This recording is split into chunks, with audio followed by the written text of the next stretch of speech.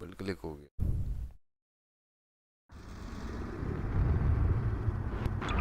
New game enable. एक minute. Hard. तो ये famous is.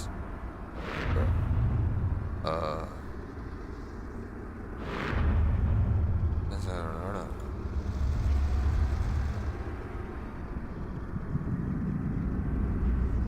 Air tax.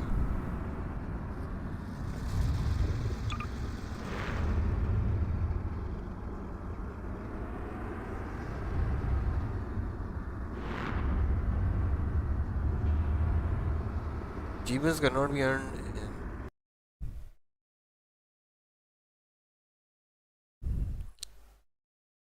Okay.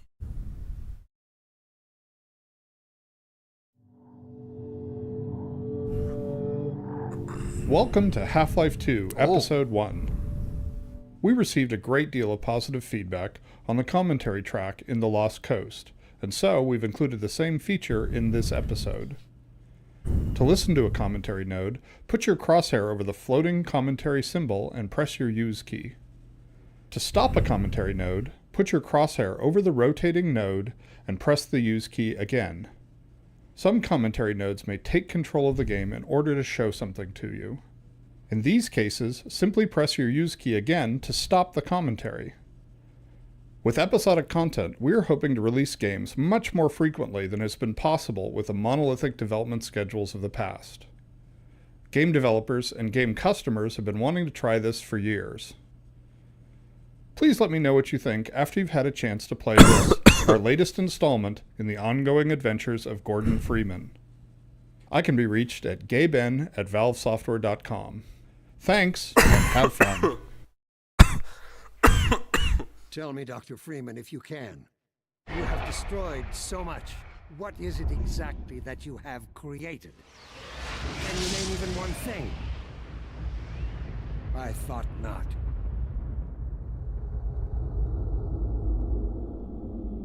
We used an upgrade of the refract shader from Half-Life 2 to make the Vortigaunts warp into the intro. The major difference is that this time we are only refracting pixels that come from the Vortigaunts themselves. We placed a large sheet of refractive geometry in front of each Vortigaunt to achieve this effect. This intro sequence establishes some important initial pieces of Episode 1's story and setting. Our earlier versions of the intro sequence were heavy on graphic effects and relatively light on storytelling. When we showed those early versions to playtesters, they thought it was cool, but rarely had any idea what was supposed to be happening. We went through several iterations, each time simplifying the editing and tightening up the effects. We eventually arrived at a good middle ground between the sort of psychedelic look we were shooting for and basic comprehension of what was actually taking place.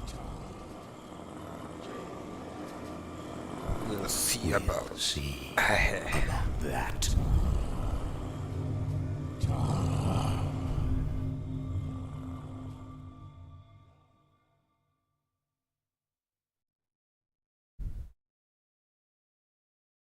boom.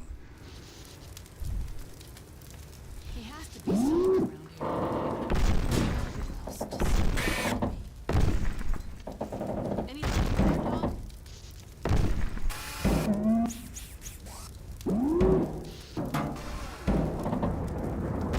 Dog, I think I found something.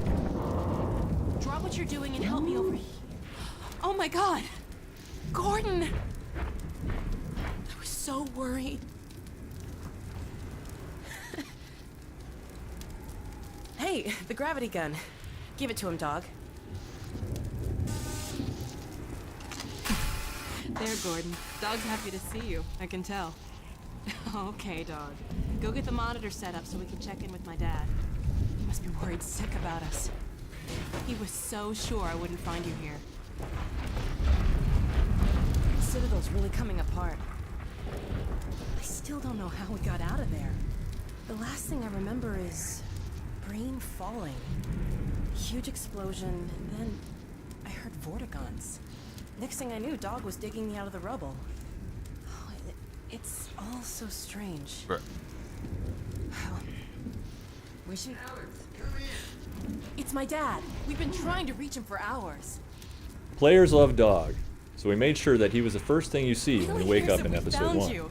We also wanted players to get a glimpse of the crippled Citadel. When Dog lifts you out of the rubble, it's one of the few instances in the game when we take control of the player's view. This allowed us to ensure the player's view lingered briefly on the Citadel before Dog set them down. The Citadel is supposed to be a building of unprecedented scale. So out of scale with the rest of the world, in fact, that we couldn't render it without our 3D skybox technology. This technology allows us to build the Citadel as a 1/16th scale model off in an unreachable corner of the map, and seamlessly merge it into the scene. We also use this technology to create the illusion of vast spaces and distant horizons. Since we never take control away from the players, it can be a real pain to get them to notice important environmental events. It's a constant design challenge for us. The Citadel will be erupting in a massive light show that took 10 of us 2 months to orchestrate, and if we're not careful, the player will end up facing the other direction staring at a tire. In this case, to establish that the Citadel is coming apart at the seams, we wanted the player to notice the debris falling off of it. We used a pretty straightforward method here. Alex explicitly mentions the Citadel while pointing at it. Like most of these solutions, it's not foolproof, but it has a high success rate. This area was redesigned several times in order to keep the player in this space while Alex delivers some exposition. As much as we hated to do it, the final solution was to have Alex climb out while the player looks for an alternate route. We portray Alex as more athletic and nimble than Gordon, so players shouldn't get too irritated by the fact that she can get to places they can't.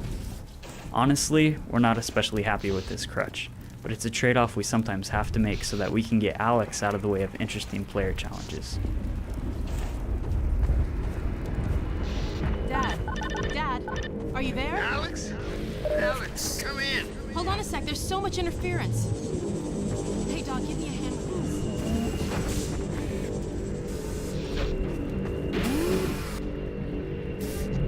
Okay. 1, Little 2, to the 3, right. 4, There we 5. go. Hold it there. We got it. Dad. Alex, where Right are off the you? bat, we needed to hammer home some story points, reintroduce the cast of characters, Well, not and quite explain the yet. player's Listen, immediate Dad, goal. we found him. It was a pretty intimidating chunk of non-interactive exposition. We listen, generally you approach two these have to scenes get by out of writing the way city. too much, The and then through constant playtesting, trimming the scene to more manageable levels. But in this case, even after some heroic pruning, the opening scene still felt too long. We ended up splitting the introductory sequence into 3 scenes, separated by some gravity gun puzzle solving, and then a dramatic walk across a crumbling ledge. Liner, stop! Dad? Oh dear, Eli, I'm sorry, but surely there's no need for undue alarm. Alex is well out of harm's way by now. Well, actually, we're still at the Citadel. What? Skybox. Oh dear, but there's really no time. The core is exceedingly close to collapse. Why, there's no way to get far enough without first... Well, nothing short of a direct intervention in the core could possibly retard the reaction. You mean going in? Into the core, yes. But it's far too dangerous to consider. The chamber will be bathed in radiation. Well, you do have the hazard suit. If we found a way into the Citadel, it's possible we could... Alex, no! But Dad! Izzy, talk some sense into her! I'm Easy. sorry, Eli, but I don't see any other way. It would help us evacuate more citizens. You can do this, Dad. Okay, Alex, okay. Okay, just promise me. Promise me that you won't take a single unnecessary risk. I promise. I love you. I love you too, baby. I'll be praying for you. Don't worry. I'll see you soon. Yeah. Don't worry.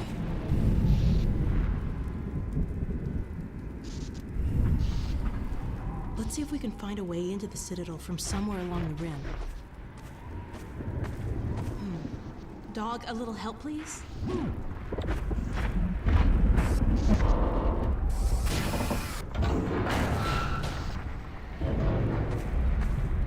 Thanks. Okay, boy. Pack up and meet us on the far side of this ridge. When we designed the Half-Life 2 facial Whoa. system back in 2000, What a our drop. goal is to get a natural-looking performance at a After moderate... you, Gordon. When we designed the Half-Life 2 facial system back in 2000, our goal is to get a natural-looking performance at a moderate distance. Given our real-time polygon and texture budgets, We chose fairly reserved or constrained performances over ever having the actors' faces get into a bad-looking or unnatural expression. For episode 1, we wanted to extend the character's facial system to support more intense performances with a wider range of facial expressions that would hold up better at close range. These facial improvements included increasing the detail around the eyes and mouth, increasing the number of facial shape targets, think of these as movements of muscle groups, by about 50%, rewriting the rules that control how these shapes blend, and increasing the intensity of many of our existing shapes. In addition, we added support for controlling the amplitude of the facial movement for lip sync animation, which let us dampen or amplify the mouth shapes based on the volume or intensity of the dialogue. Monitor scenes are especially difficult to make interesting, since they tend to involve literally just talking heads.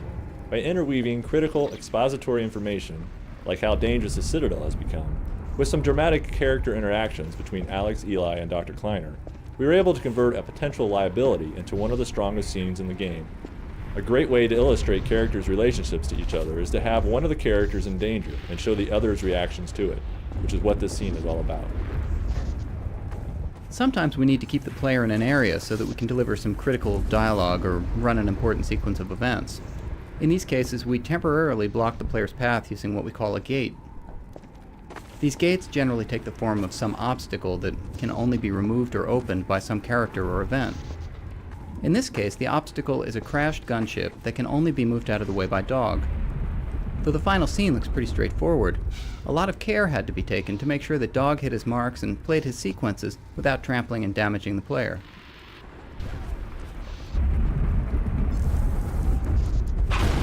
Alex travels through much of Episode 1 with the player, and consequently passes through a wider variety of lighting conditions than she did in Half-Life 2. This meant that we had to improve the quality of the lighting algorithms used on Alex to look realistic in any situation, from the eerie hallways of the Citadel to the streets of City 17 at sunset. For this episode, we added a specular lighting term to the shaders used on Alex, which provides a realistic shiny look to her skin, her leather jacket, and even her teeth. In these new lighting calculations, we chose to specifically emphasize bright highlights caused by illumination from grazing angles. This type of lighting, also referred to as rim lighting, is particularly dramatic when coming from low-angle light sources such as this bright sunset. You'll also note that the rim lighting is further enhanced by our high dynamic range post-processing, which causes the specular highlights to bloom in a striking and dramatic fashion. We have found that the move to an episodic development cycle allows us to take advantage of the fast pace of graphics hardware innovation by incrementally adding new features, such as Alex's new lighting techniques, to the source engine with each new episode.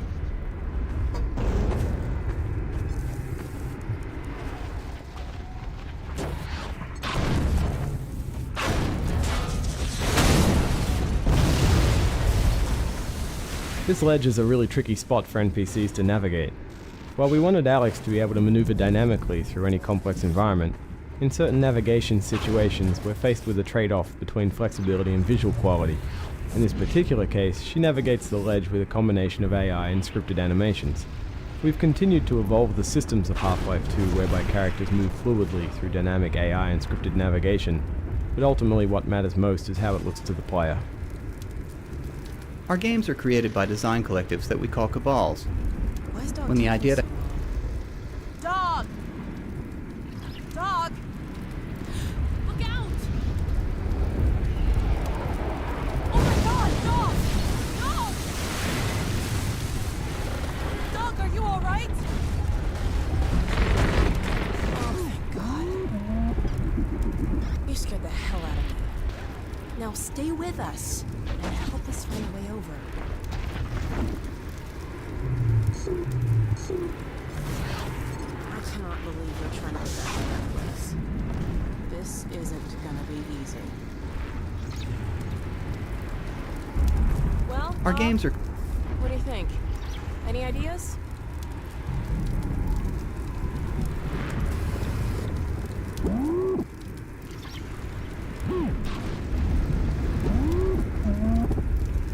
All right, Dog. That's not too helpful. There has to be a way to get across. But how? What about... Dog? Dog, where are you going? Was it something I said? Huh? Dog, what are you... I think Dog needs a few bolts tightened.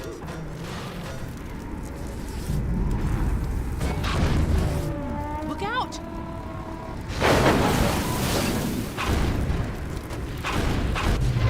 Dog, really, that was a little close.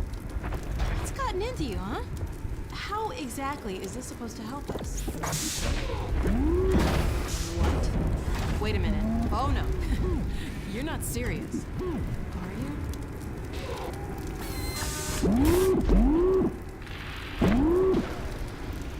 Well, Gordon, unless you have a better suggestion, he is a robot who's done the math. Our games are created by design collectives that we call cabals. When the idea to have you and Alex sit in a van and then have Dog toss it across the gorge was first suggested during a cabal meeting, everyone thought it was funny, and then we moved on to more serious solutions for the gorge crossing. As the design progressed, though, we kept coming back to the van idea, and eventually everyone agreed that we should give it a try. Alright. Even though the idea was kind of outrageous, it satisfied some key goals we had for the scene. Alex and the player get across the impassable gorge, and Dog is able to play a key role in the mission, while also plausibly getting left behind. There were still some problems to solve, though. Attaching animated models to the van was tricky, making sure the van didn't kill the player took some thought, and it took a number of tries before we were able to really illuminate Dog's thinking, as he went from testing his idea with chunks of debris to finally presenting the plan to Alex. Ultimately, we were able to create a scene that solved some tricky game design issues, provided an intimate view of the relationship between Alex and Dog, and delivered a surprising and visceral entrance to the Citadel. It's really important to us to create scenes that showcase strong relationships between our characters. The relationship between Alex and Dog seems to be especially satisfying to players. In the scene leading up to the van toss, we had a bug before the animation was complete, where Dog's head would shake as he looked back at Alex. In a happy accident, his head shook right after she asked him, "You did do the math, right?" In playtests, players thought this was intentional and always laughed. Because of that, we worked it into the animation, and it ended up being a terrific little moment between Dog and Alex.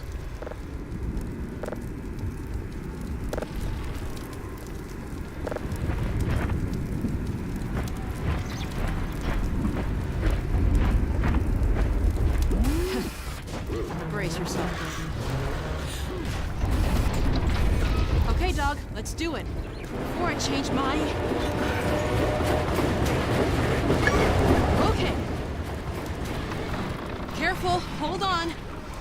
Whoa.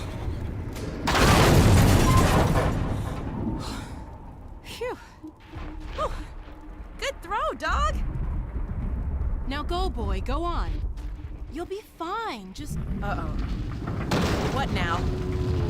Whoa. Hold on.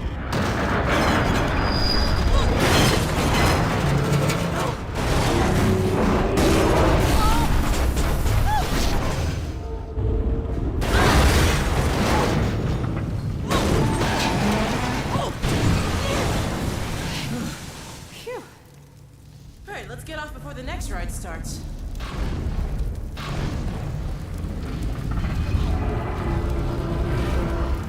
Holy crap.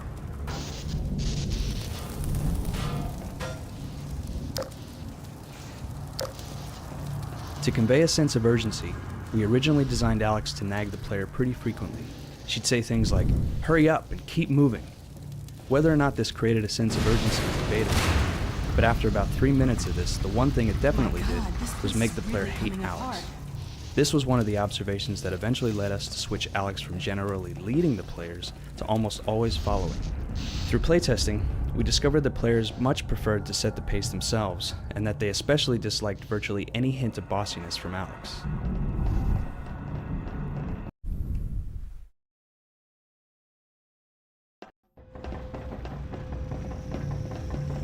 This is unbelievable. I had no idea. Oh, what a drop.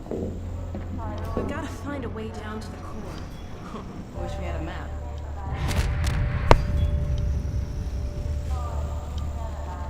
We populate our environments with spots where players can take a break to look out over an expanse of cool scenery. We call these vistas.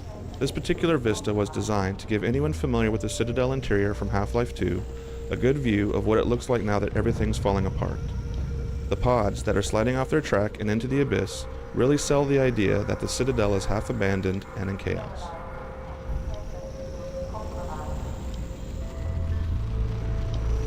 In an early version of this map, Alex led the player through the whole thing. To make Alex seem less omniscient, we had her access a console here to get her bearings.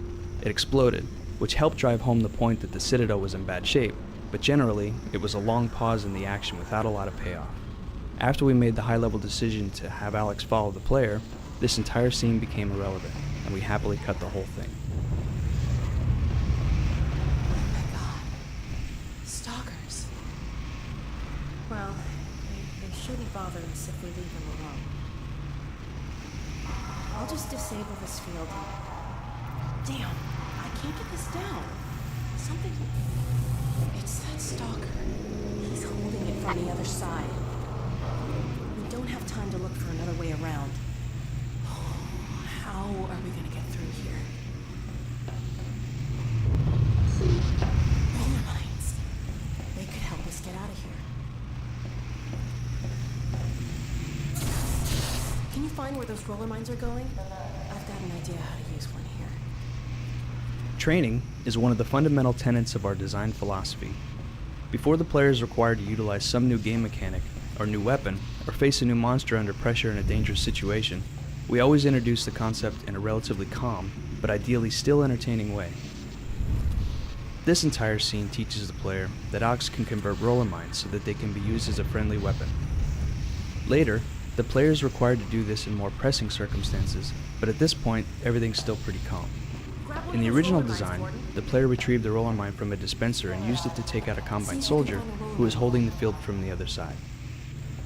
Eventually, we scrapped that idea and combined the roller mine training with some stalker exposition that originally occurred in a separate scene. In a good puzzle, the player is presented with an overall goal, and then faces a number of smaller challenges in pursuit of that goal. In the case of the stalker puzzle, we start with, how do I open the door? From there, we move to, how do I get to the stalker? Then, how do I get to the roller mines? How do I get the roller mine back to Alex? And finally, how do I use the roller mine to disable the stalker?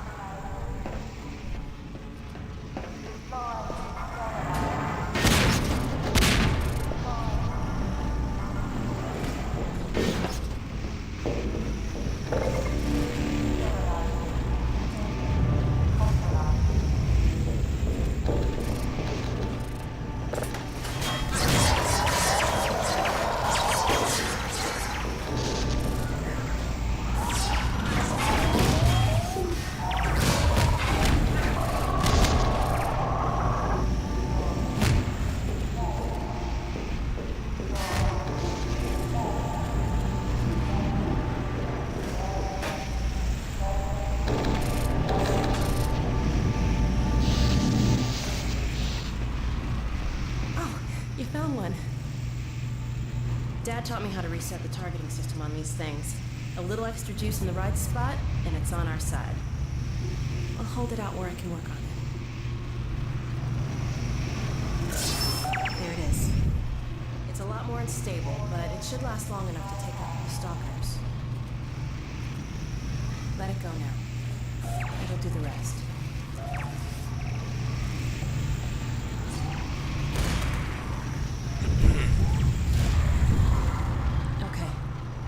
We can get through now. Let's go.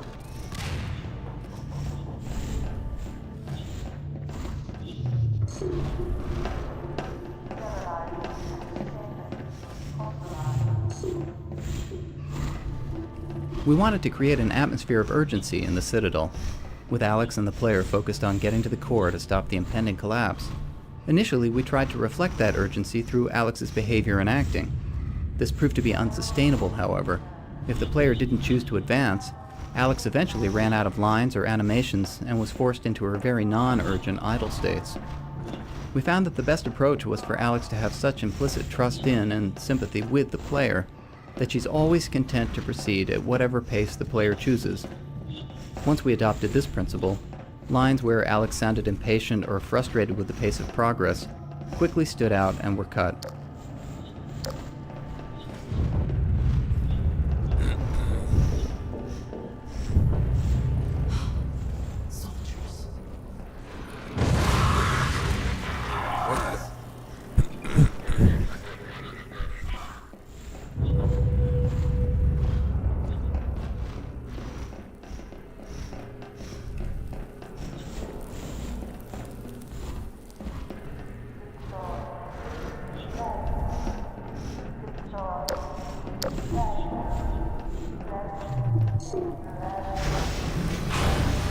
We created a new Citadel destruction set of broken Combine panels and prefabs for the interior spaces to help make the Citadel look like it was on the verge of exploding.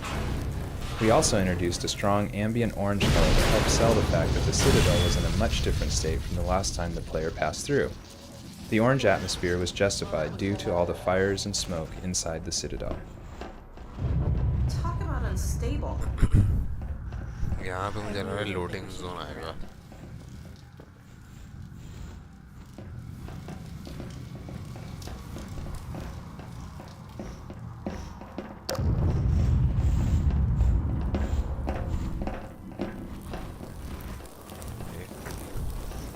ये आना था.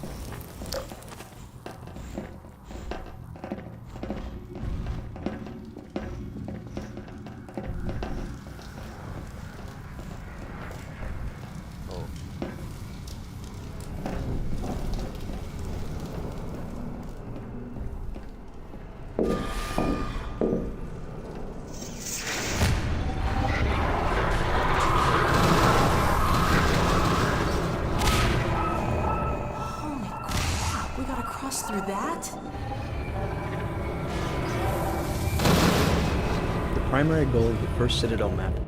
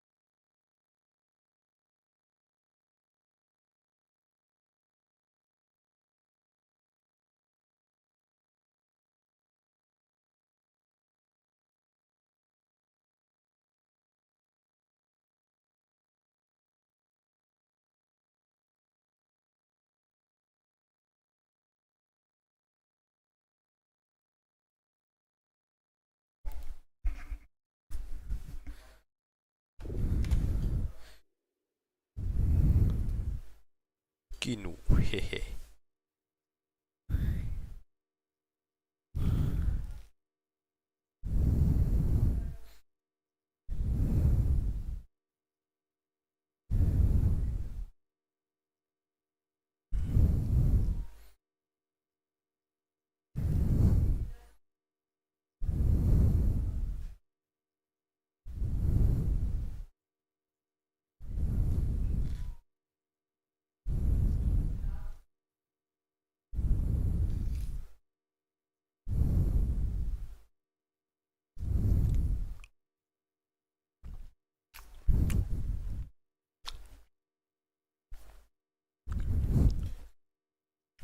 Communicate to players that the Citadel is falling apart.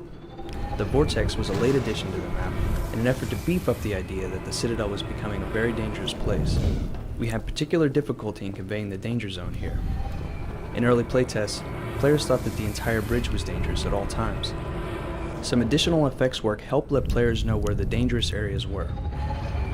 We would have loved to base more gameplay on this Vortex idea, but we just didn't have the time.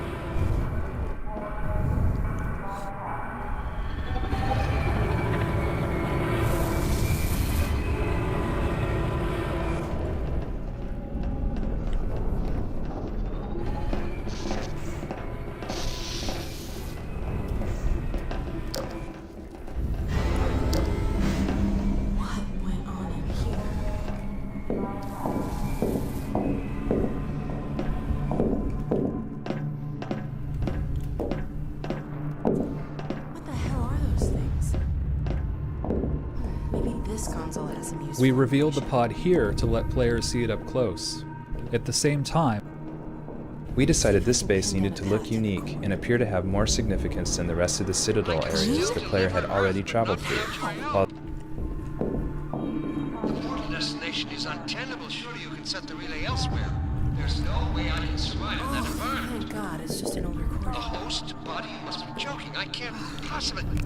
Oh, all right, Let me see damn it, if if that's we what can it find takes. Just hurry, he's right behind me. Oh, shit. What the hell?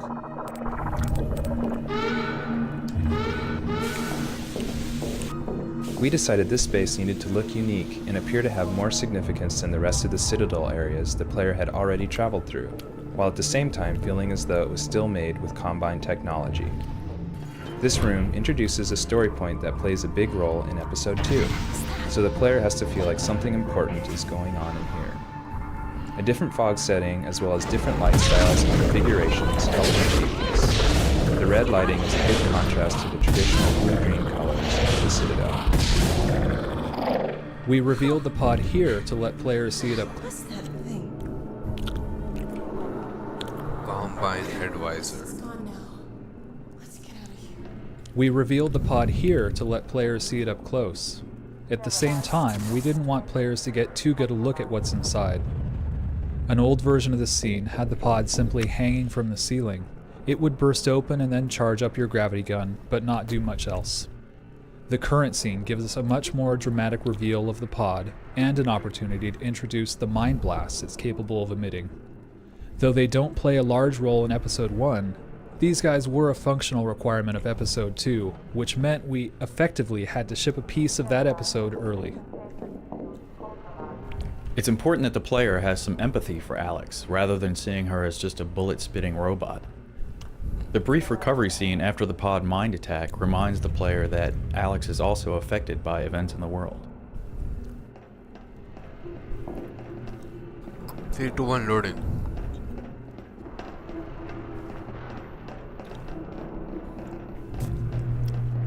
Gordon? What's going on in there? Confiscation field engaged.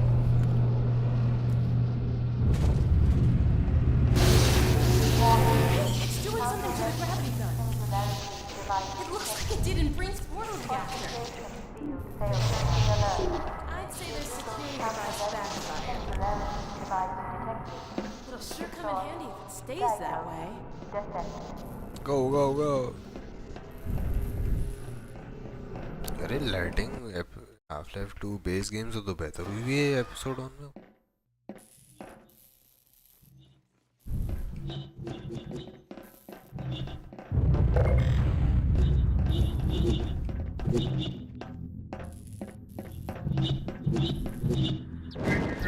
Lightbridge ball sockets are a clear example of our training approach to new gameplay elements. We train the players with a leading example, confirm they understand the concept, then switch up the problem set and make them use it in a new way. The first bridge shows players the solution, the second one confirms they understand it, and the third, knowing they understand the gameplay mechanic, challenges them in a new way using that mechanism.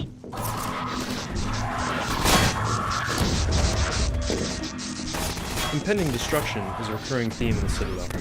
From story, mood, and visual standpoints, this changes the Citadel. The destruction needed to feel natural rather than entirely scripted upon the player's actions. Not showing the destructive events dynamically makes the player assume the level of damage is static. However, if the events are too obviously triggered by player movement, the destruction feels too scripted. We found the solution was to give players glimpses of things that were happening at the periphery of the player space, as well as in their immediate vicinity, to give the feeling that stuff is happening whether the player is present or not.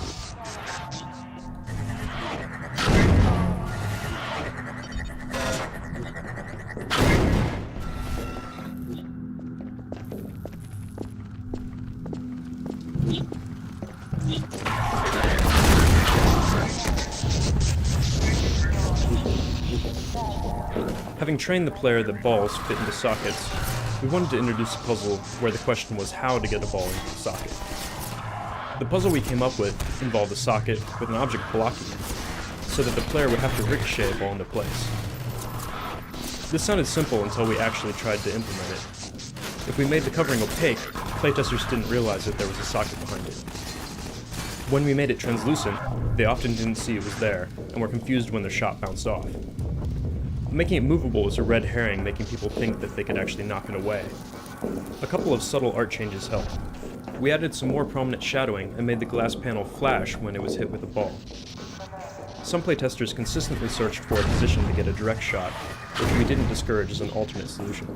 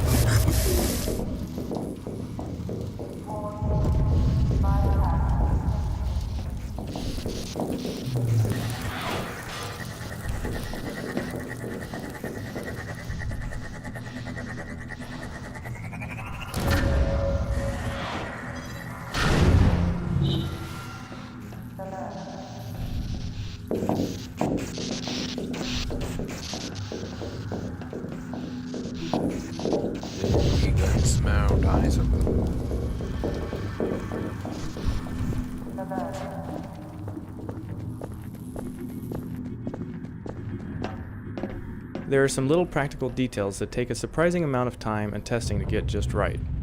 For instance, it took us many playtests to figure out just how fast Alex should move. It turns out that her following behavior looks and feels the best when she's moving faster than the player's normal speed, but slower than the player's sprint speed.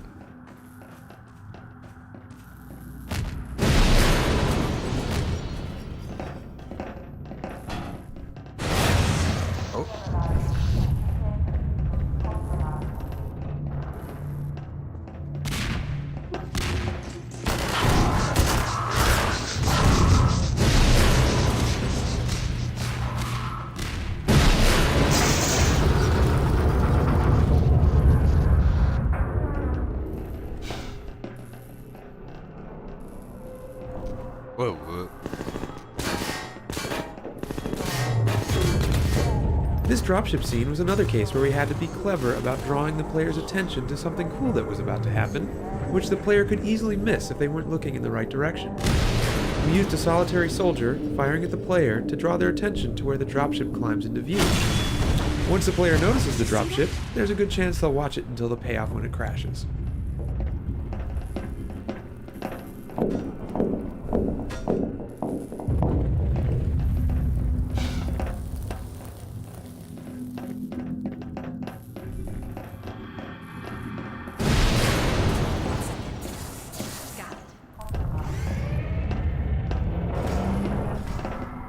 ये बंदों को loading होगी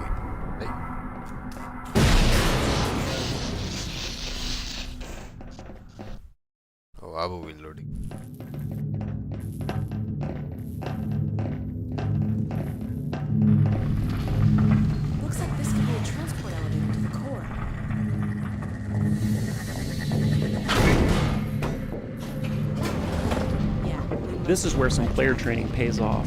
After earlier training players on the use of ball sockets, they get a sort of live fire test here starting the elevator. This is the beginning of the level's puzzle arc, where a basic gameplay mechanic is made increasingly more complex. This is where some player training pays off. After earlier training players on the use of ball sockets, they get a sort of live fire test here starting the elevator. This is the beginning of the level's. This is where some player training pays off. After earlier training players on the use of ball sockets, they get a sort of live fire test here starting the elevator. This is where some player training pays off. After earlier training players on the use of ball sockets, they get a sort of live fire test here starting the elevator. This is the beginning of the level's puzzle arc, where a basic gameplay mechanic is made increasingly more complex by layering other puzzle elements on it. The first puzzle only Heads up!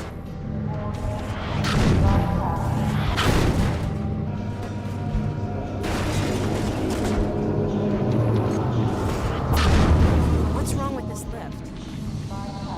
Can you get it going again?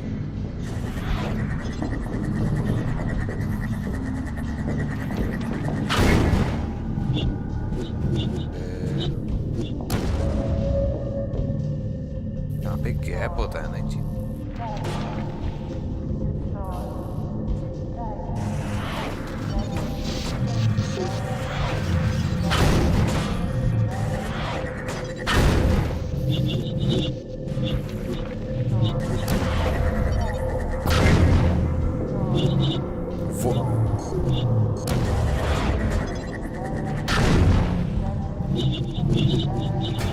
Great!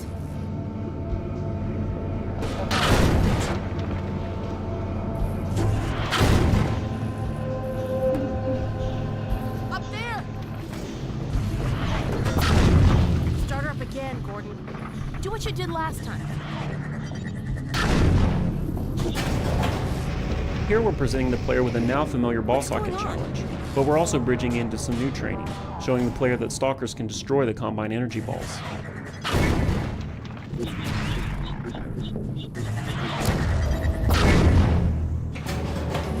Good job!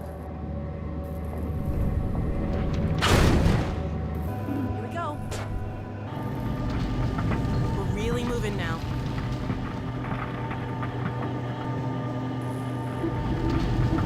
I think I see a stop down below. Let's get off there and see where it leads. Look out! Run! Oh my god. Oh, that was close. Late in development, we changed the art for these doors so that players understood they were entering the core area. It turned out that having Alex talk about the area wasn't enough to give playtesters the sense that they'd finally arrived at the core.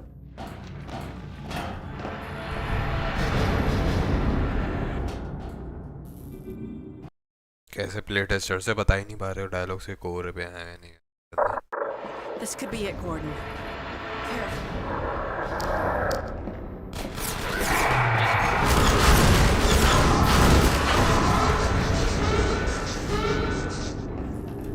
This is another key vista, this time showing the core. It's a visual payoff for the player's success in getting here, and simultaneously, a way to present the player with a view of the next challenge.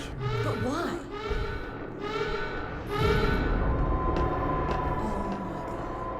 It looks pretty far gone. I hope Dr. Kleiner was right about this.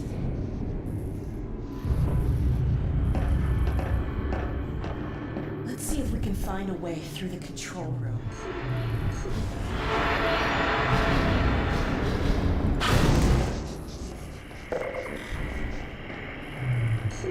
Creating a believable, interesting relationship between Gordon and Alex has made a lot. Entry. Let me see if I can call it back to this level. Creating a believable, interesting relationship between Gordon and Alex is made a lot tougher by the fact that Gordon never talks. This elevator scene presented a nice little opportunity to have Alex express some emotion in a situation where Gordon isn't really in a position to respond. Good thing you know what you're doing. Well, here's your elevator. Gordon, I wish there was something else I could do to help.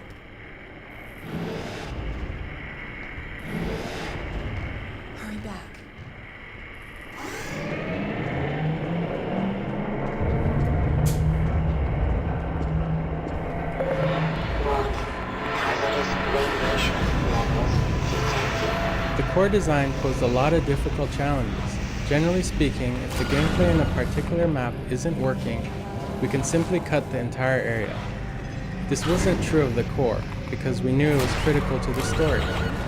On top of that, designing Citadel gameplay is often a bigger challenge than working out areas in City 17, largely because Citadel levels have a narrow set of gameplay tools. There are less enemy types available, and the player is usually only armed with the gravity gun. Because of this, we had to go through many iterations of the core design. One of the earlier prototypes was a kind of futuristic version of Operation, where players had to use the gravity gun to cleanly manipulate rods into slots in the core. That didn't work, partly because playtesters found that their view was obstructed by the rods, which made it frustratingly difficult to manipulate them with any kind of precision. We prototyped, playtested, and abandoned several other designs until we finally arrived at one that was fun, while still being challenging enough to give players the sense that they'd accomplished a significant goal.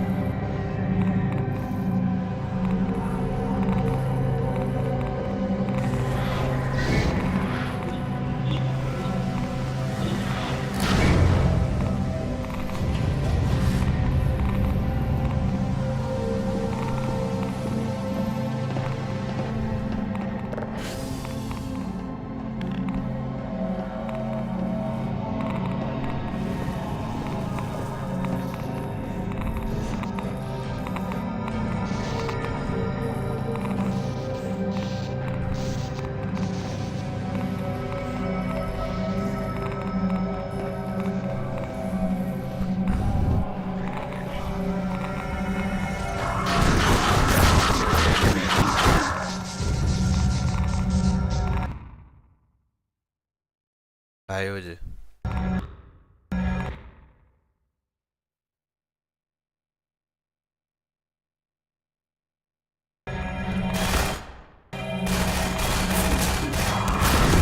मेरी 20:05 पे 20:05 पे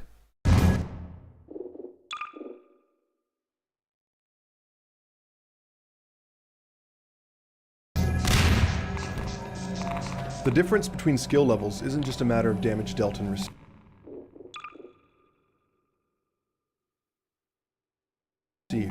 For instance, in easy mode, we increase the length of time a combine ball survives before exploding, putting less pressure on the player to get the ball into a socket.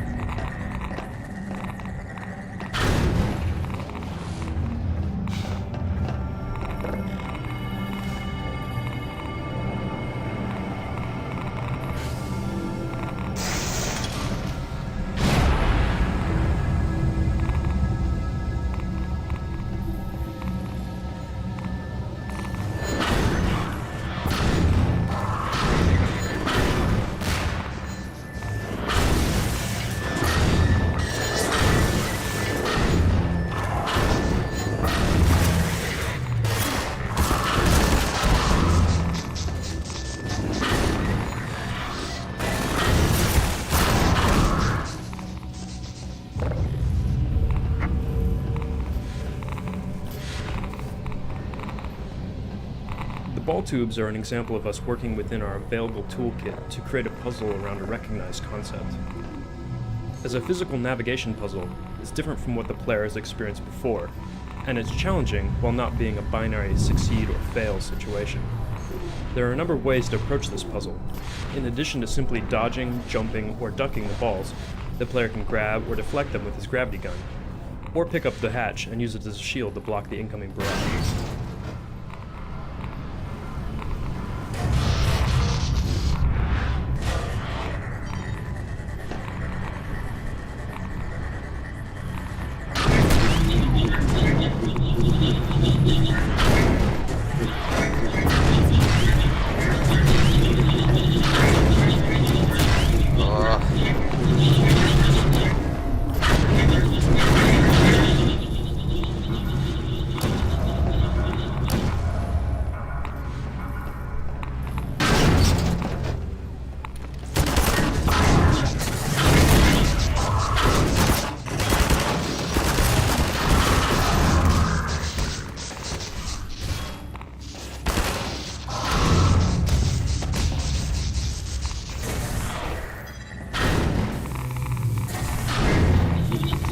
The Combine core was another new space that needed to stand out from the rest of the environment.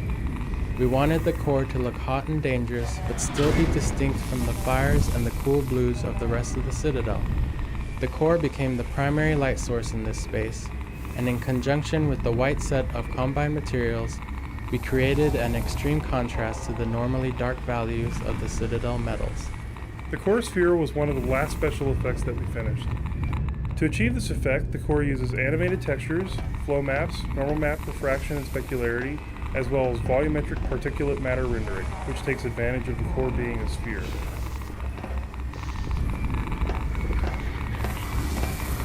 The higher contrast white Combine motif of the core sets it apart from the rest of the Citadel and heightens its importance within the visual style of Combine aesthetics. It also helps enhance the perception of heat and radiation in the space.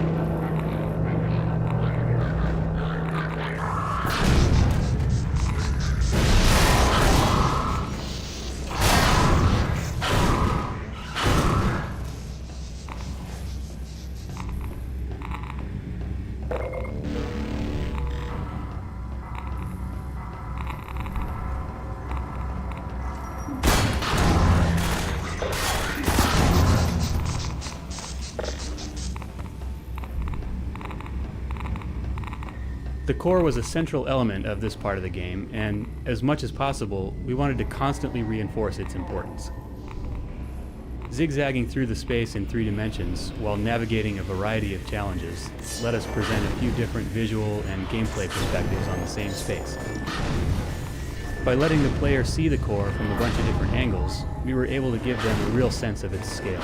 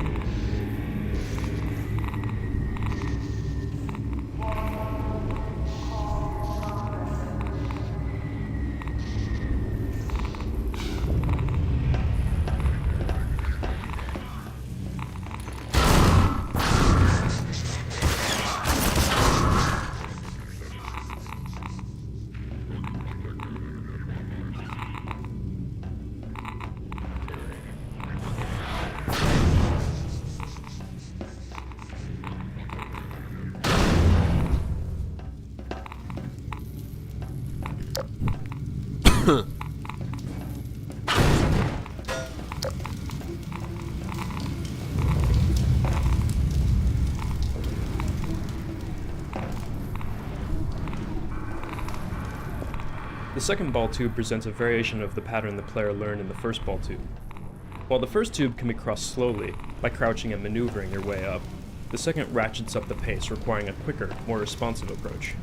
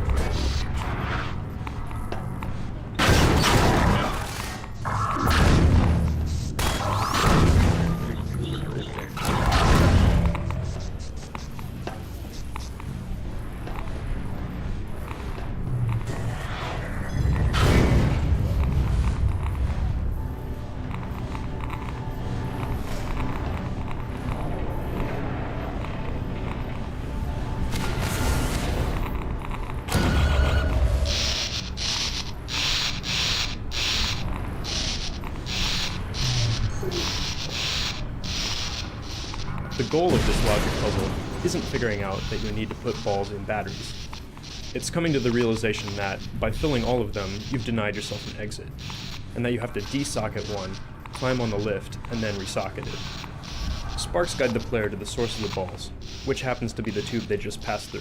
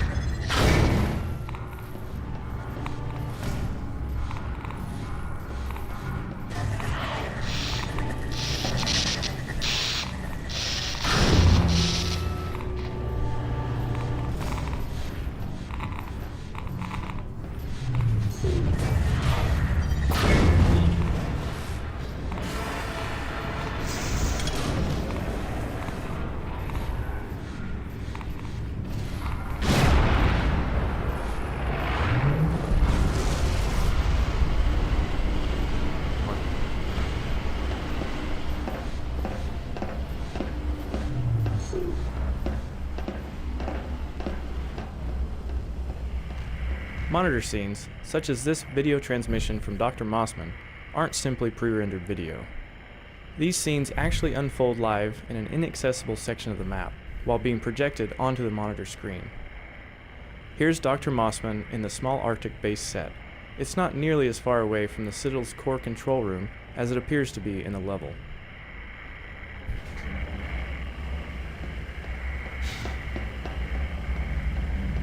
Gordon! You did it! The containment system's back in place. It won't last forever, but at least we bought a little time. While you were in there, I did some poking around in the control data. They were trying to start a chain reaction, all right, but destroying the Citadel is just a side effect. Since we took out Brain's reactor, this is the only way they have to send a transmission packet back to wherever they came from. I can't tell what the packet contains. It's important enough that they're willing to sacrifice the whole Citadel to send it off. We need to get it back to my dad and Dr. Kleiner at the outpost right away. I've been pulling down a copy.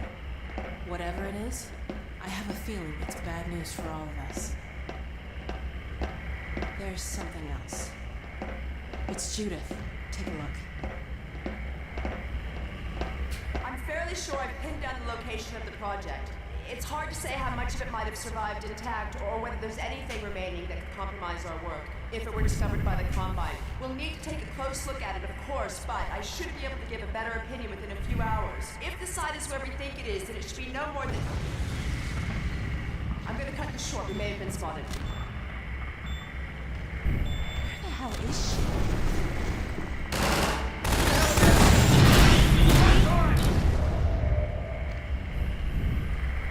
She's in serious trouble. We need to get this and the transmission packet to my dad. He'll know what to do with it. The packet's done copying. I've got it right here. Now let's get the hell out of here.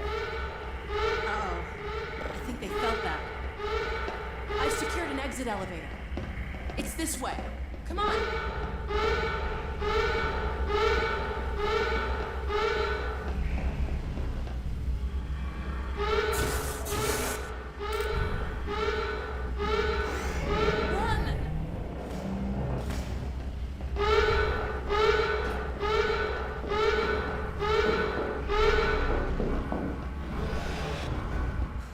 Something tells me they don't want to leave it there. This lift will take us to a train platform. If we can hitch a ride, it should take us straight out of the city. Hey, the gravity gun's back to normal. Well, it was nice while it lasted.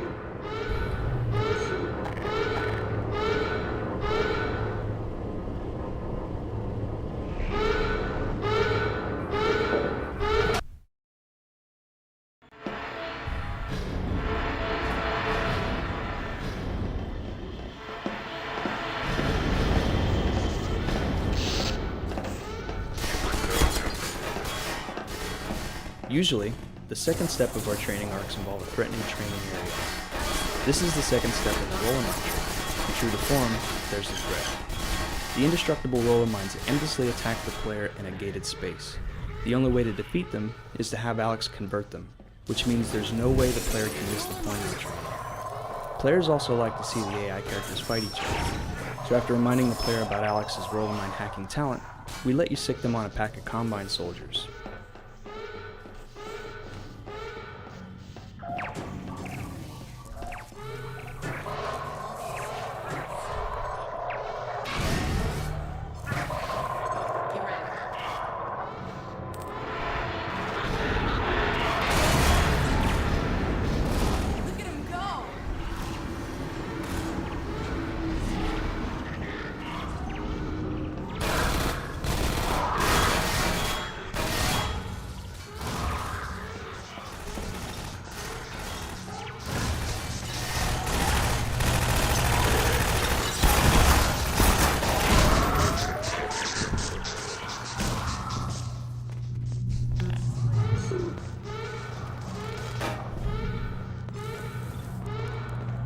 This is our train. Let's get in. Come on, let's get in.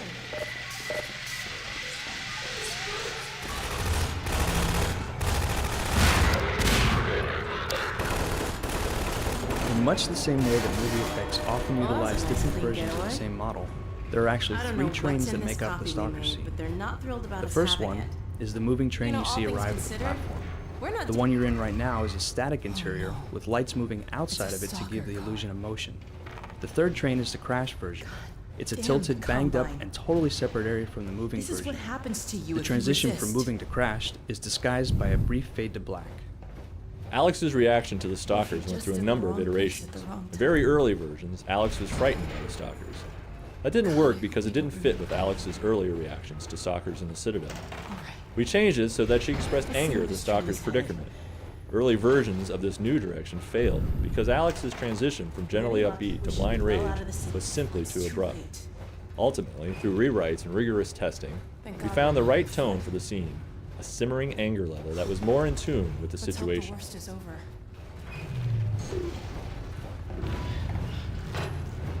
It looks like you saved our lives again. What's that?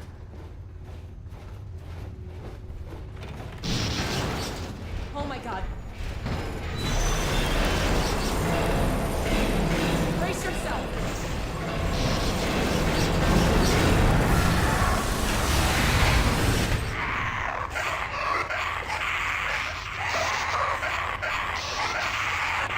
Hurry, Gordon.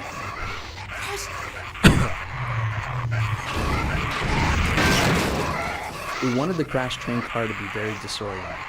In early tests, though, players felt that it was too confusing and too hard to navigate. It's moving. That feedback prompted us to tone it Keep down. pulling.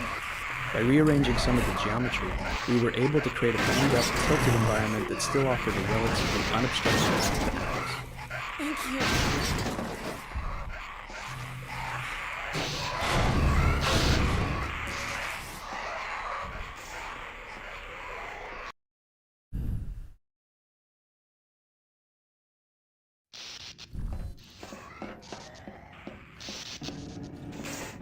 Hold up a sec. I gotta catch my breath.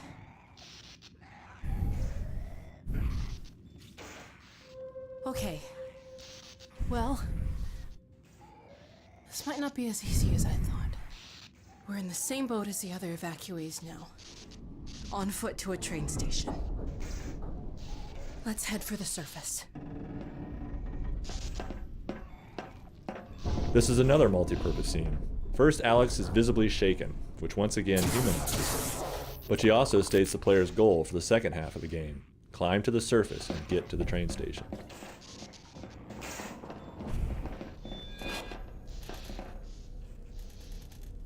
Careful, I hear turrets.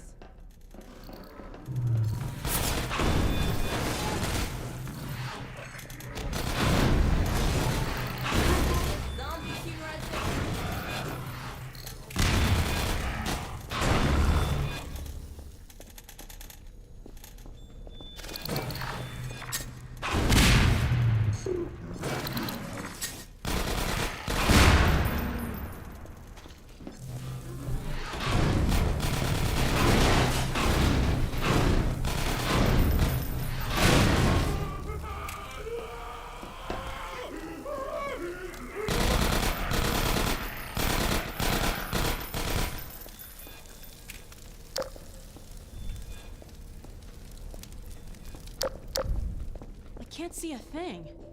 I'm blind as a bat without that flashlight on. We need to get through that gate.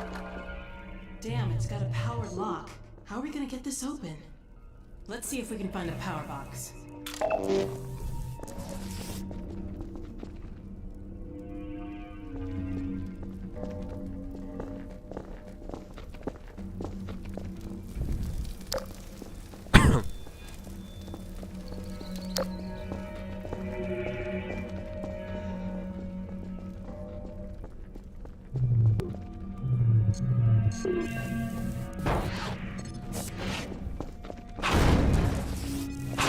An air duct. I've heard stories about you and air ducts. Dr. Kleiner says whenever he locked himself out of his office, you and Barney used to compete to see who could get in fastest without using a key.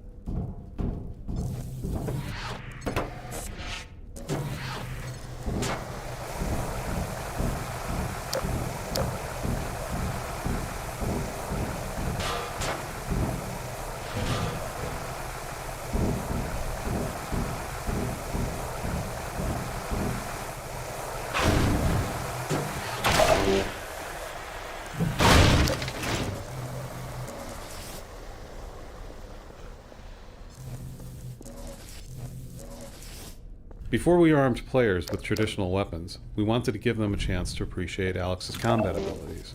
Toward that goal, we created a very specific combat style for the early parts of the journey outside the Citadel.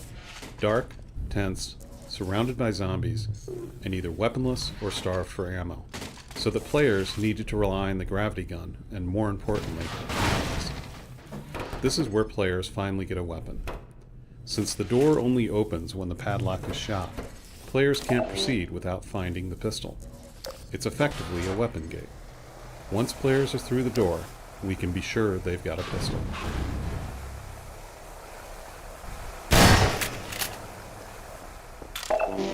Originally, the player couldn't operate the power boxes, and would have to wait for Alex to do it. We thought it'd be entertaining to watch Alex do some cool thing while you protected her. Unfortunately, that didn't work out. Playtesters were more annoyed than entertained. The other problem was that having Alex committed to a particular activity while action was still going on in the world tended to quickly expose her most robotic tendencies. She'd either ignore what was going on, or completely stop whatever activity the player was waiting for her to finish. Either way, it was unconvincing and frustrating. What we learned here was that whenever Alex commits to some action in a dynamic environment, she needs to finish it quickly and move on.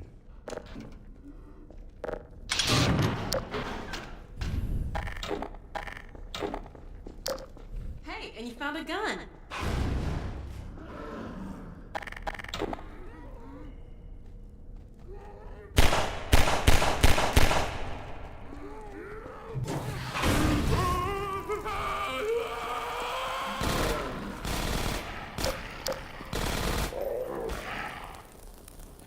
The darkness in this area has a few real gameplay benefits. It slows the player down, which most of the time keeps Alex at your side.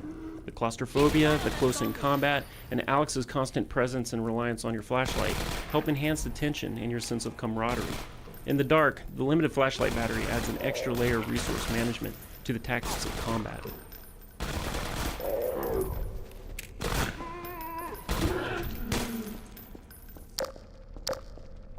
Initially, the player wasn't going to have a weapon here. The combination of no weapon and near total darkness forced the player to use the flashlight to direct Alex's fire. We liked the idea that you can interact with Alex in a meaningful way, using elements that were already built into the interface. Unfortunately, playtesters didn't like not having a weapon, so we added weapons back in. Luckily, it turned out that, even armed, players tended to still use and enjoy the flashlight mechanic. Makes sense if it was powered by the Citadel.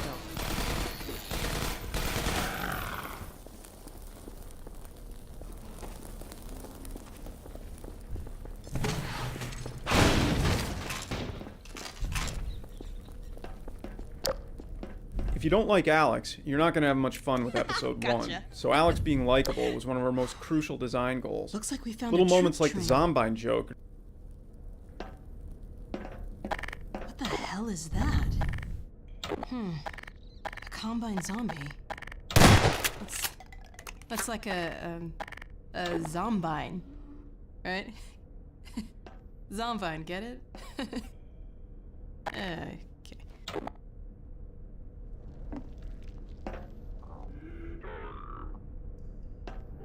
Crap! Look out! It's got a grenade!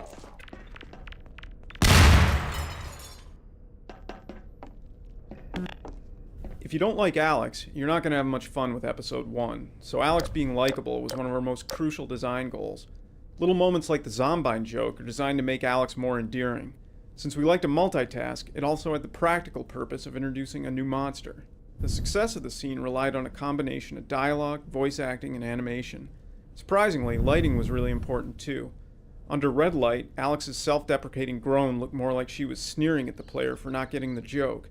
Changing the lighting to blue and then adjusting the direction of the light so that it changed the shadows on her face fixed the problem.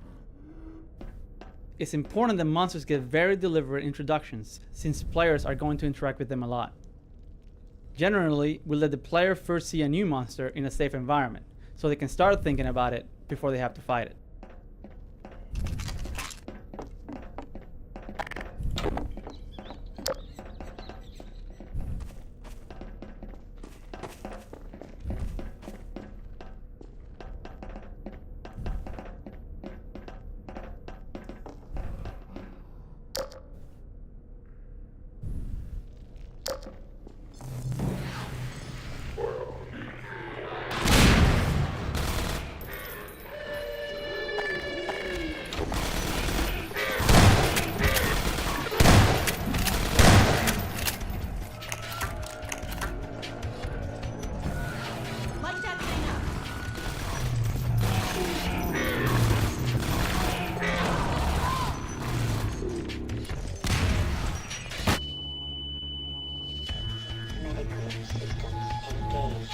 The soundtrack here was created for the introduction of a new adversary, the Combine Zombie, or Zombine.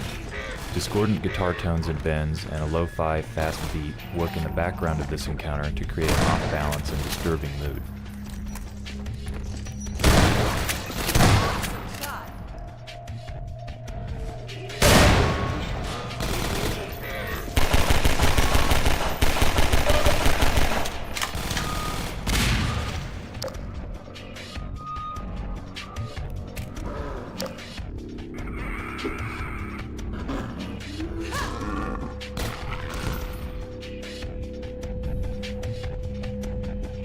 We always try to exploit a feature as much as possible throughout a game.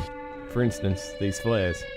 They're an exploration reward, they've got a simple, satisfying interaction with the gravity gun, and they're a good tactical alternative to the flashlight. Finally, they're a weapon that will ignite zombies, which in turn become a new light source.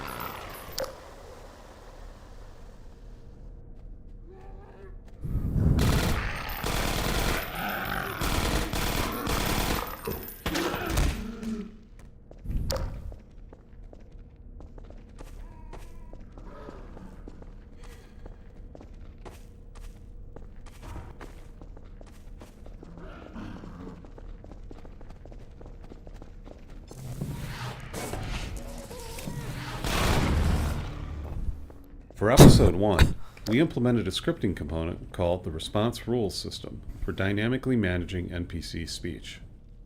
We wanted to take NPC speech out of the hands of the programmers and let the writers control it. The writers were able to set up a wide range of situationally triggered character responses.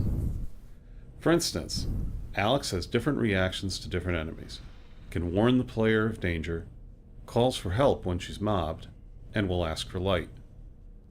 The combat responses worked out great, but it's especially satisfying when Alex's comments on some situation mirror your own thoughts. The writers really went crazy with this, so be on the lookout for lots of little Easter egg responses to unusual situations.